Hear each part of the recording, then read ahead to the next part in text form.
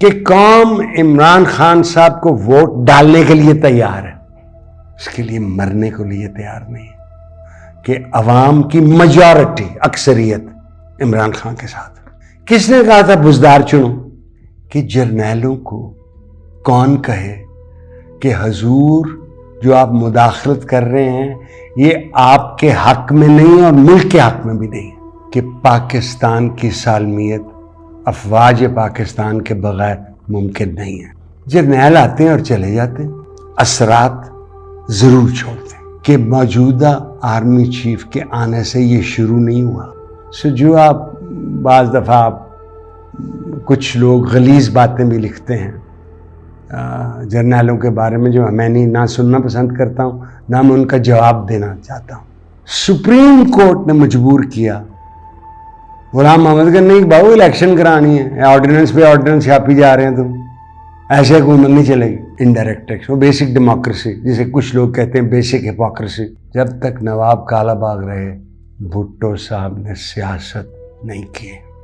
उन्होंने याह्या खान को बुलाया जो CN कमांडर इन चीफ थे कि अपना आईनी किरदार अदा करो। अल्हम्दुलिल्लाह उन्होंने किया। उन्होंने 62 की आईनी खत्म कर दी जो कोर कमांडर खा रहे हैं। उन्होंने कहा टैंक ले आएंगे, हम स्ट्राफिंग कर देंगे। बनाना भुट्टो को है जिसकी पार्टी सबसे ज्यादा जीती है सीटें। यानी पाकिस्तान मईशत को जितना नुकसान भुट्टो साहब के दौर में पहुंचा है किसी दौर में नहीं पहुंचा। कैसे लंदन के फ्लैट खरीदे गए, ये कहना कि उन्होंने बनाई थी, एक स्टील मिल बनाई थी दुबई में, उसके बड़े फायदे हुए, नहीं भाई वो नुकसान हुआ उसका। अब इमरान खान साहब की जो जीत है उसको कुछ लोग कहते हैं ये भी अफवाज पाकिस्तान ने मैनेज की। अफवाज पाकिस्तान कहते हैं कमांडर इन चीफ को कहिएगा। ये हमारी वो फौज नहीं है जिसमें लेफ्टिनेंट से बगावत शुरू होती है, कप्तान से चलती है, कर्नल कदाफी नहीं होता हमारे साथ कोई पास कोई। कि मुत्तफिक फैसला ये था कि PTI को नहीं आना चाहिए, हालांकि पॉपुलर वोट PTI का। जो सियासत में पाया, यहाँ वो ट्रायल फेस करे, यहाँ वो कहे कि मैं सियासत में हिस्सा नहीं लूंगा, तो वो कौम को मार नहीं सकते। Scandal after scandal. मैं समझता हूं परवेज इलाही साहब ने बड़ी दिलेरी दिखाई कि जेल में, लेकिन उनका बेटा एक स्कैंडल में इन्वॉल्व, वोट देने के लिए तैयार है, इनकलाब के लिए नहीं।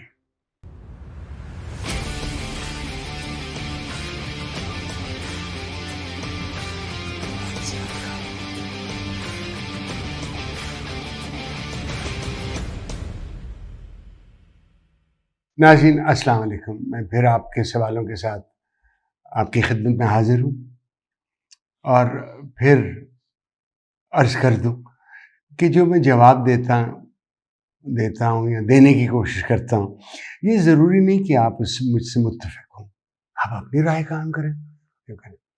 मसरूर अहमद टोरंटो कनाडा से 2 सवाल भेजते हैं और सख्त किस्म के सवाल पूछते हैं। अफवाज के जर्नैल को कैसे यकीन दिलाएं कि वो सियासत में हिस्सा ना लें, इससे मुल्क की खिदमत नहीं हो रही। करप्ट सियासतदानों को सियासी मैदान से कैसे निकाला जा सकता है। मसूद साहब यहां बैठ के सवाल पूछते तो मैं ज्यादा खुश होता। टोरंटो में बैठ के तो आप सवाल पूछ रहे हैं, चलिए मैं जवाब देता हूं, आप सोचें। पहला जवाब मेरा यह है कि पाकिस्तान की सालमियत अफवाज पाकिस्तान के बगैर मुमकिन नहीं है। ठीक हो गया? Can not live without it. हम बच नहीं सकते। दूसरी बात यह है, जर्नैल आते हैं और चले जाते हैं।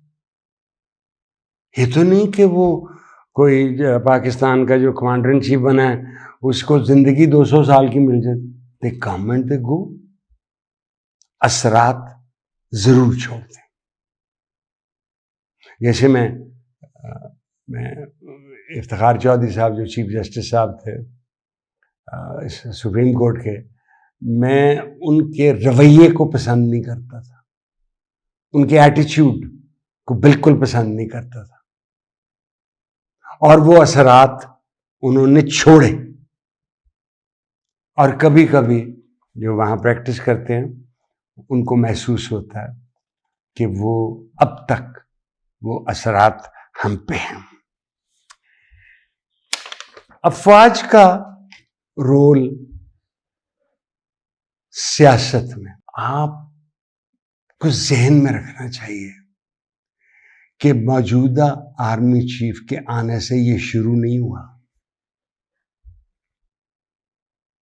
जो आप बाज दफ़ा आप कुछ लोग गलीज बातें भी लिखते हैं जर्नैलों के बारे में, जो मैं नहीं ना सुनना पसंद करता हूं, ना मैं उनका जवाब देना चाहता हूं। पहली जंग पाकिस्तान में ने कब लड़ी? आप ज़हन में रखें, कश्मीर के लिए 48 में। जो हिस्सा हमने कब्जा कर लिया उसे हम आज़ाद कश्मीर कहते हैं, जो उनका हिस्सा उनके पास रह गया उनको वो ऑक्युपाइड कश्मीर कहते हैं। हम कहते हैं ऑक्युपाइड कश्मीर। वो आर्टिकल अपनी आइन का आर्टिकल चेंज करके 370 है या 370 है, व्हाटएवर इट इज, उसको अपना हिस्सा बना लेते हैं। पहले उससे एक और इख्तियार दिया गया था, फिर उसको बदल देते हैं। राइट।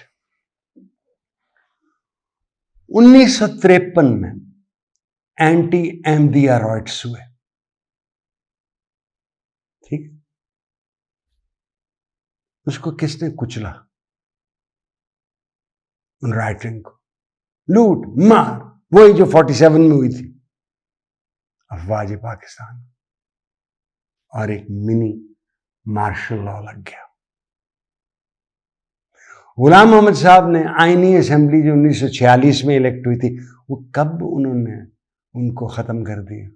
जिसने आइन बनाना था, और मैं पहले कह चुका हूं कि सब काम किए मगर आइन नहीं बनाया, 1954 में। डिफेंस मिनिस्टर किसको बनाया? जनरल अयूब खान को, जो कमांडर इन चीफ थे। अब तो आर्मी चीफ कहते हैं ना, एक जमाने में कमांडर इन चीफ भी कहते थे। कमांडर इन चीफ बन गए। सुप्रीम कोर्ट ने मजबूर किया गुलाम मोहम्मद का, नहीं बाबू इलेक्शन करानी है, ऑर्डिनेंस पे ऑर्डिनेंस छापी जा रहे हैं तुम, ऐसे हुकूमत नहीं चलेगी।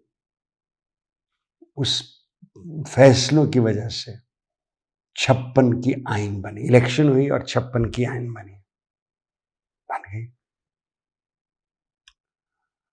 गुलाम मोहम्मद बीमार थे, उनकी बीमारी के बड़े लंबे किस्से हैं। अगर एक प्रोग्राम हुआ तो मेरा दिल करता है वो आपको उनकी खास बीमारियों के बारे में बताऊं।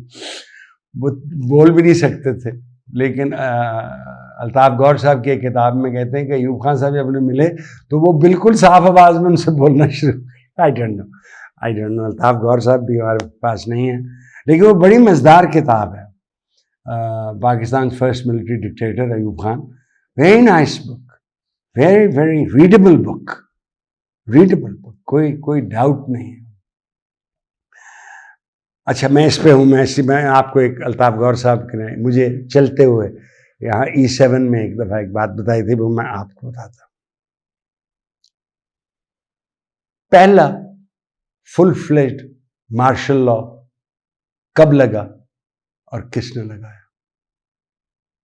आप तो कह रहे हैं ना, ये जर्नैलों को कहें, ये सियासत में हिस्सा लें, इससे मुल्क का फायदा नहीं। कब लगा?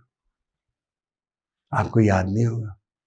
7 अक्टूबर 1958 में, और मेजर जनरल सिकंदर मिर्जा ने लगाया, जो उस वक्त मुल्क के हुक्मरान थे।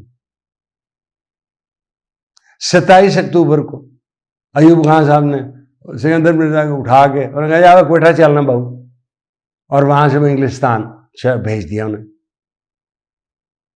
मेरे ख्याल है उनके बेटे ने उनके बारे में किताब लिखी, और जब वो फौत हो, जैसे हम सब ने फौत हो जाना, ये मेरा थीसिस है, तो उनको दफनाने की जगह नहीं मिल रही थी। तो अगर मुझे याद सही है तो वो ईरान में दफनाए गए, अगर मेरा याद सही है। जैसे हुमायूं बादशाह को जब फेंटी पड़ी तो वो भाग के ईरान चला गया, पर्शिया चला गया, और यहाँ एक औरत के बारे में शिया भी हो गया, शादी की है कि यकीनन की होगी, और करते खाते। अयूब खान ने हमें पहला आइन दिया, जो एक नहायत काबिल वकील, बहुत ही काबिल वकील ने लिखा था। शायद उनसे बड़ा वकील पैदा ही नहीं होगा इस मुल्क में। वो आइन चलता रहा, उसके तहत उन्होंने इलेक्शन कराई, इनडायरेक्ट इलेक्शन, बेसिक डेमोक्रेसी जिसे कुछ लोग कहते हैं बेसिक हिपोक्रेसी, कराई। उनके मुकाबले में मोहतरमा फातिमा जिन्ना कैंडिडेट थी। अयूब खान जीत गए। तब भी कहा गया धांधली हुई है, और ये भी कहा जाता है कि उनसे अयूब खान बीमार हो गए। जब बंदा बीमार हो जाता है तो उसके जहन की वो ताकत नहीं रहती, और मुल्क में राइटिंग शुरू। ये भी याद रखिए, भुट्टो साहब, मैंने पहले भी अर्ज कर चुका हूँ, 7 अक्टूबर की कैबिनेट में भी शामिल थे, 27 अक्टूबर की कैबिनेट में शामिल थे, 62 के आइन में भी कैबिनेट में शामिल थे। लेकिन 65 की जंग के बाद जब वो अकॉर्ड्स हुए रशिया के साथ, सुलह सफाई के, जिसके दौरान ही भारतीय वजीर आज़म फौत हो गया, तो उसके बाद भुट्टो साहब को अयूब खान ने पसंद करना छोड़ दिया। 1966 से निकल गए। वो लाहौर आए थे, मैंने बताया हुआ, ट्रेन पे आए थे, एक गाड़ी के पीछे बोगी लगी थी, वही जो वो बतौर फॉरेन मिनिस्टर इस्तेमाल करते थे, और हम भी थे वहाँ एज स्टूडेंट्स। वो उनको लंच पे बुलाया नवाब कालाबाग में, ठीक है, और जो कहा उनके जहाँ और किसने कहा वो एक अलग कहानी है। जब तक नवाब कालाबाग रहे, भुट्टो साहब ने सियासत नहीं की।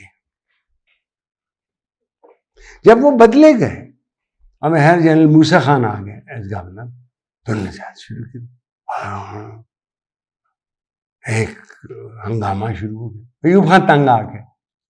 उनको चाहिए था अयूब खान को कि वो बुलाते speaker of the national assembly को और कहते यू टेक ओवर। उन्होंने याह्या खान को बुलाया, जो CN कमांडर इन चीफ थे, कि अपना आईनी किरदार अदा करो। अल्हम्दुलिल्लाह उन्होंने किया। उन्होंने 62 की आईनी खत्म कर दी और उन्होंने बनानी की। और उनकी पॉलिसी वही थी, डिवाइड एंड रूल, ठीक है। उनके खिलाफ भी मूवमेंट शुरू हुई, पैंटी लगाई उन लोगों को, अंदर भी किया। इतनी ज्यादा उन्होंने इलेक्शन भी कराई। इलेक्शन में अवामी लीग ने अनबिलीवेबल फतह हासिल की, एक सीट के अलावा सारी मुजीबर रहमान जीत गए। तो बनता तो ये था कि उनके हवाले कर देते, नहीं किया, नहीं किया। बल्कि मार्च 1971 में ऑपरेशन शुरू हो गया। कोई डाउट नहीं कि मुफ्ती बानी जो वहां के थे, कोई उनने भी कत्ल गारत बहुत की। कोई शक नहीं कि हिंदुस्तान ने भी मदद की, कोई शक नहीं। इंदिरा गांधी थी प्राइम मिनिस्टर। उनके जो आर्मी चीफ थे, जिनको बाद में मेरा ख्याल है फील्ड मार्शल बना दिया गया, उनको वो पूछती नहीं कि क्या कब होगा कब होगा। उन्होंने कहा ये मानसून है, ये इस मानसून में नहीं मूवमेंट हो सकती। अल्टीमेटली वही मूवमेंट, और वो जो वहाँ का आर्मी चीफ जनरल था, उसने ये कहा था मेरे सीने से टैंक गुजर के कोई डाका आएगा, उसने डॉक्यूमेंट ऑफ सरेंडर साइन कर दिया। फिर एक मूवमेंट चली याह्या खान के इर्द गिर्द। उनके एक जर्नैल साहब, उनका नाम हामिद था या हमीद था, जनरल हमीद, यहाँ उनको दे दिया जाए। तो एयर चीफ मार्शल और जो कोर कमांडर थे, जो कोर कमांडर खा रहे हैं, उन्होंने कहा टैंक ले आएंगे, हम स्ट्राफिंग कर देंगे। बनाना भुट्टो को है, जिसकी पार्टी सबसे ज्यादा जीती है सीटें। भुट्टो साहब न्यूयॉर्क में से, उन्होंने बड़ी एक जबरदस्त तकरीर की न्यूयॉर्क में, बड़े ड्रामेटिक आदमी थे। वहां से वो रोम आए, रोम से इधर आए, और रियाया खान ने इख्तिदार उनको हैंड ओवर कर दिया। फिर लोग भूल जाते हैं वो शहीद को, कि शहीद की हरकत नहीं कहनी चाहिए, उनके इक़दामात को। वो पहले और आखिरी civilian chief marshal law administrator बने, दिसंबर से लेकर अप्रैल तक, और बेशुमार तहस नहस किया उन्होंने, बेशुमार। अल्टीमेटली उन्होंने वो एयर चीफ मार्शल को भी फारिग कर दिया और जनरल गोलसन को भी फारिग कर दिया, जिनकी वजह से वो वहां थे, वो आ गए। और फिर उन्होंने एक इंटरिम कॉन्स्टिट्यूशन जो 100% प्रेसिडेंशियल फॉर्म ऑफ गवर्नमेंट है। देखिए, भुट्टो साहब में बड़ी खूबियां थी, बड़ी अकल थी, बड़ी जहानत थी, बट वो अपनी अंदर से डेमोक्रेटिक नहीं थे। He wanted complete power. तो भाई किया उन्होंने, करते रहे। जो टेक ओवर किया, यानी पाकिस्तान मईशत को जितना नुकसान भुट्टो साहब के दौर में पहुंचा है, किसी दौर में नहीं पहुंचा। उन्होंने इलेक्शन में उसका जल्दी, लेट कर सकते थे, इलेक्शन में धांधली की, चुन के ज़ियाउल हक साहब को लगाया था उन्होंने, और मैं कहानी सुना चुका हूं कि क्यों लगाया था। तो उन्होंने 5 जुलाई 77 को टेक ओवर कर दिया, ये कह के कि हम जल्द से जल्द इलेक्शन कराएंगे। 90 दिन में भुट्टो साहब को मरी भेज दिया गया। मरी में जब भुट्टो साहब ने लगा, उसकी कहानियां बड़ी हैं कि शहीद जुल्फ़िकार अली भुट्टो ने क्या फरमाया, उन्होंने क्या कहा, उसकी बड़ी कहानियां हैं, पर रुके नहीं। अब मुझे अदलिया के साथ जो आज तक कहा जाता है जुडिशियल असैसिनेशन, अदलिया का कत्ल, भुट्टो साहब का ट्रायल, मैं यंग मैन, मैं उस वक्त होता तो मैं मौलवी मुश्ताक साहब कहता ये भुट्टो साहब को ज़ियाउल हक के हवाले कर दो, को जी आपका कह दिए, जो चाहे इससे करें। ये हमें लगा धब्बा हमारी अदलिया पे, वो मिटा नहीं। सुप्रीम कोर्ट में भी जब वो सजाए मौत हुई 13 जजों ने, या 11 या 13 जजों ने पंजाब हाई कोर्ट में दी, मेरी नहीं है, मैंने वो सारा ट्रायल देखा हुआ बैठ के, I've seen it। बिल्कुल कोई परसिक्यूशन, वन साइडेड ट्रायल था, और वो फांसी की सजा ने अपील की, नहीं आ गए।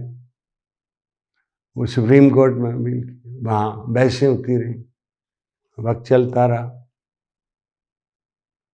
बहुत गद्दाफी साहब ने प्रेशर भी डाला कि इनको मेरी तरफ भेज दे, मैं इनको ले आया था, मैं अपने पास रखूंगा, नहीं रखा।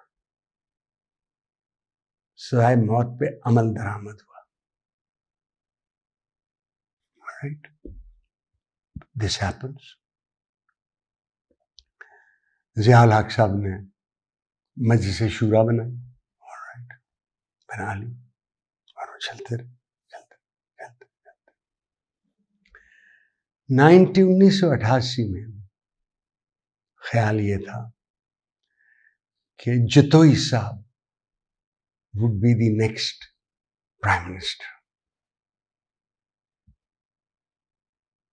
और मैं जतोई साहब जो घर लाहौर में था, वहाँ एक दफ़ा लंच पर भी आए, जहाँ उनके साथ काफ़ी लोग थे। वो एक कहानी है, वो चलिए फिर आपको कैसे सुनाएं। इलेक्शन में मोहतरमा आ गए। सो वी हैव मोहतरमा पार्ट 1,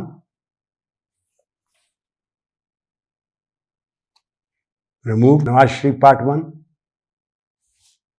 removed मोहतरमा part 2, removed Nawaz Sharif part 2, removed। इख्तियार था कॉन्स्टिट्यूशन, कर सकते हैं, सदर को इख्तियार था। उसके बाद परवेज मुशर्रफ साहब ने तख्ता उल्टाया, क्योंकि उनका जहाज को हाईजैक करने की कोशिश की गई कि वो उतरेगा कहाँ। तो वो तो हवा में थे, तो बाकी जर्नैलों ने कू किया, बिलखसूस कराची वालों ने और इधर भी, और वो उतर गए और उन्होंने टेक ओवर कर लिया। अब इस दफ़ा चूँकि वकील होते हैं, पहले शरीफुद्दीन पीरज़ादा थे उनके ज़्यादा करीब वकील उस वक्त, उन्हें कहीं मार्शल नहीं लगाते, आप चीफ एग्जेक्टिव बन जाए। ऑलराइट, वो चीफ एग्जेक्टिव बन गए और उन्होंने हुकूमत की 3 साल, और 3 साल के बाद उन्होंने कहा इलेक्शन बनाई, और फिर उन्होंने मुस्लिम लीग बनाई, जिसे किंग्स पार्टी कहते थे, बादशाह की लीग। इलेक्शन लड़ी और वो चलती रही, और फिर 5 साल के बाद इलेक्शन हुई, किंग्स पार्टी हार गई। उसके नतीजे मुझे याद है, जो हमारे मौजूदा में से आसिफ जरदारी साहब, हम we try to for treason, Pervez Musharraf, अंग्रेजी में उन्होंने उनका नाम लिया, हो गए, मुशर्रफ साहब चले गए। So we get Peoples Party part 1, then we have Peoples Party part 1, then we have Nawaz Sharif part 3। आ जाते हैं। अब लोगों को जो मैं करना चाहता हूँ, और कोई उसमें टेलीविजन चैनल दिलचस्पी नहीं लेना चाहता, क्या फैसला था सुप्रीम कोर्ट। मैं एक प्रोग्राम में कह चुका हूं कि वो जजमेंट तो पढ़े, बिलखसूस आसिफ खोसा साहब की। मैं कहता हूं अदब है, आपको पता लगेगा क्या झूठ बोला है, कैसे लंदन के फ्लैट खरीदे गए। ये कहना कि उन्होंने बनाई थी, एक स्टील मिल बनाई थी दुबई में, उसके बड़े फायदे हुए, नहीं भाई, वो नुकसान हुआ उसका, दैट वाज इन लॉस, उनकी अपनी डॉक्यूमेंट से साबित हुआ। चलिए, वो चले गए, केयर टेकर आ गए, इलेक्शन हुई, इमरान खान साहब आ गए। अब इमरान खान साहब की जो जीत है, उसको कुछ लोग कहते हैं ये भी अफवाज पाकिस्तान ने मैनेज की। आई am not aware of that.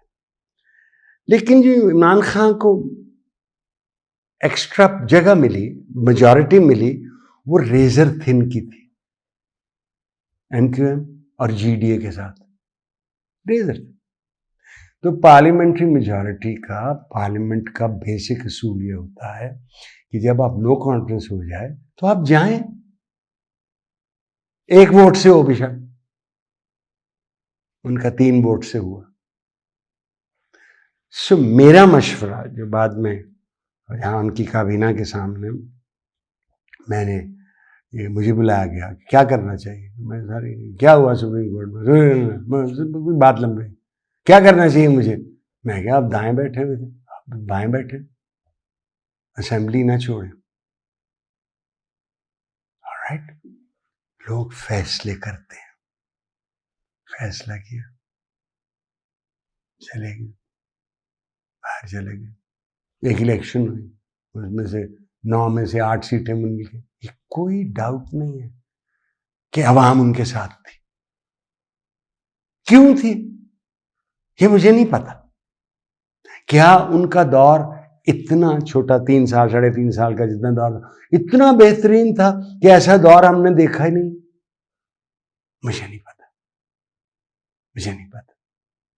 ये कि उनका कैरिज्मा, करिश्मा जिसे कहते हैं, वो बहुत ज्यादा था। मैं तो कई दफा, मैं एक तो कहा भी था, मैं कह भी देता हूं कि वो मर्दम शनास नहीं थे। और शनास थे कि नहीं ये तारीख ही बताएगी। अब वो इलेक्शन हो गई, इलेक्शन में मोस्ट पॉपुलर पार्टी उनकी निकली।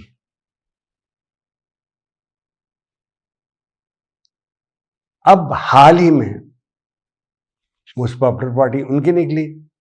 अफवाज पाकिस्तान को यहां उनके, जब अफवाज पाकिस्तान कहते हैं कमांडर इन चीफ को कहिएगा। ये हमारी वो फौज नहीं है जिसमें लेफ्टिनेंट से बगावत शुरू होती है, कप्तान से चलती है, कर्नल कदाफी नहीं होता हमारे साथ कोई पास कोई। वो सोचते हैं what is best for the country and for us, क्योंकि वो एक इंस्टीट्यूशन। ठीक है, अब उनका लगता है कि मुत्तफिक फैसला ये था कि पीटीआई को नहीं आना चाहिए, हालांकि पॉपुलर वोट पीटीआई का।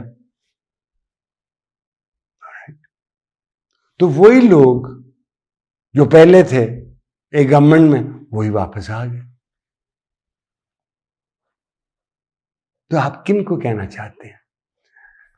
एक तरीका जो आपने, दूसरा सवाल आपका है करप्ट पॉलिटिशियन का, एक तरीका ये है जो अयूब खान हाथ से गया कानून बना के, जो सियासत में पाया, यहां वो ट्रायल फेस करे, यहां वो कहे कि मैं सियासत में हिस्सा नहीं लूंगा। तो शहीद सुहरावर्दी ने भी छोड़ दिया, बड़े बाकमाल वकील थे। वो जो मुकदमा फैज साहब और दूसरे के खिलाफ था, तो शहीद सुहरावर्दी ने जीता। सो आप कहते हैं कि जर्नैलों को कहा जाए कि जो आप ये कर रहे हैं पॉलिटिकल मनूवरिंग, ये ना करें।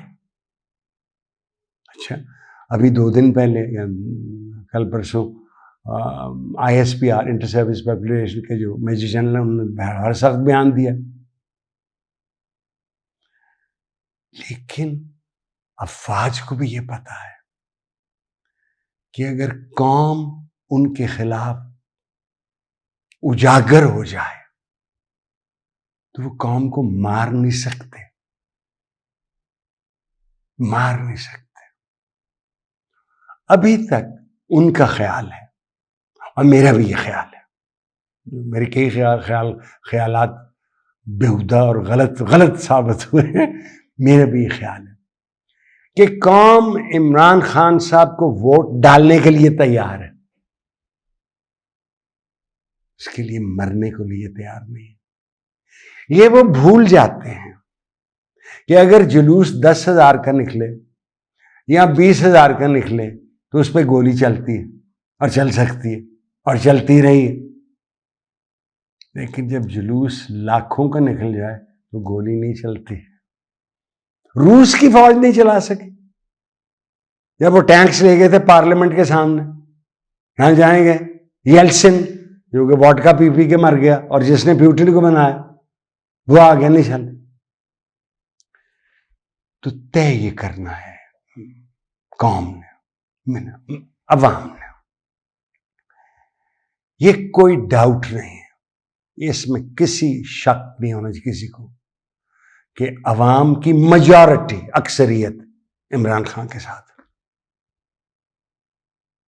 क्यों है आप बताएं, आप बताएं, मुझे नहीं पता, मुझे तो ऐसे ही पसंद है। मैं तो उनको 1972 से जानता हूं,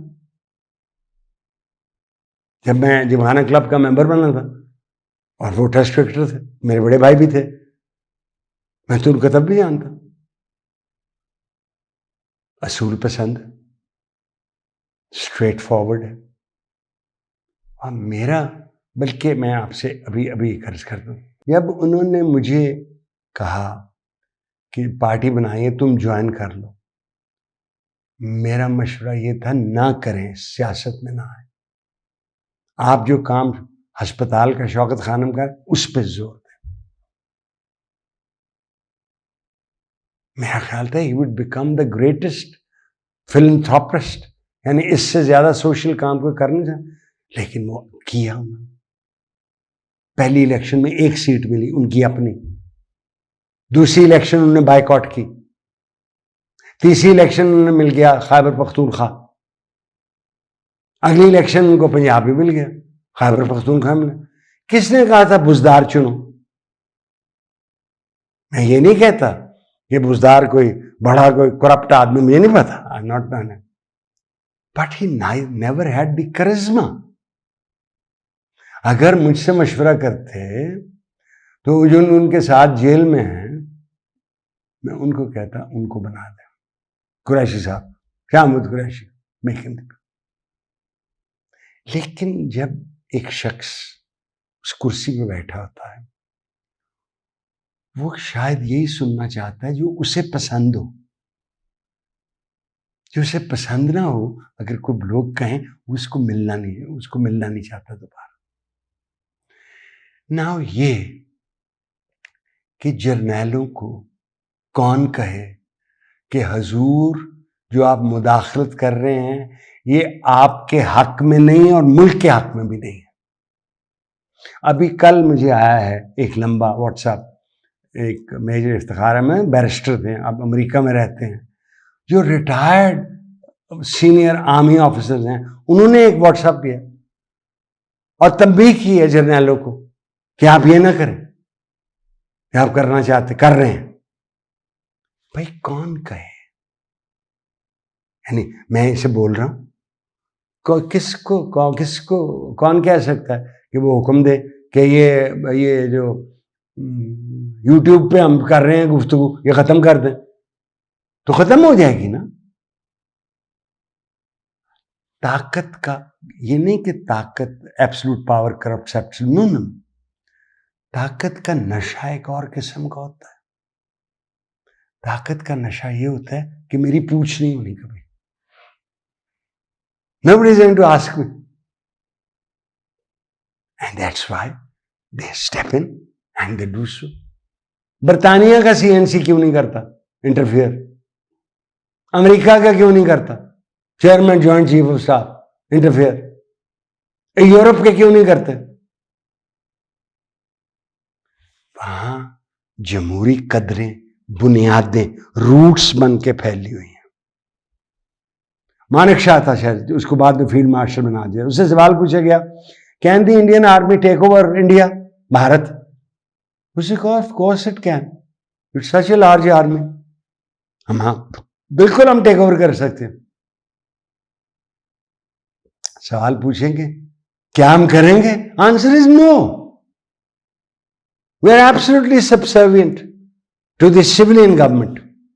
वो जो फैसला करेगी हम करेंगे।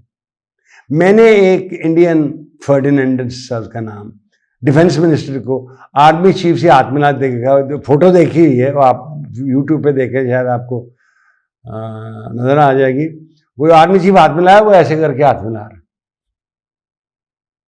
हमारे मुल्क में जो बाहर से आता है वो आर्मी चीफ से मिलता है। ये हमारी जड़ों में निकला हुआ है, क्योंकि हम सियासतदानों से भी डिसअपॉइंटेड होते हैं। Scandal after scandal, scandal after scandal. मैं समझता हूं परवेज इलाही साहब ने बड़ी दिलेरी दिखाई कि जेल में, लेकिन उनका बेटा एक स्कैंडल में इन्वॉल्व है। अभी अनफोल्ड हो रहा है wheat scandal by the care taker government.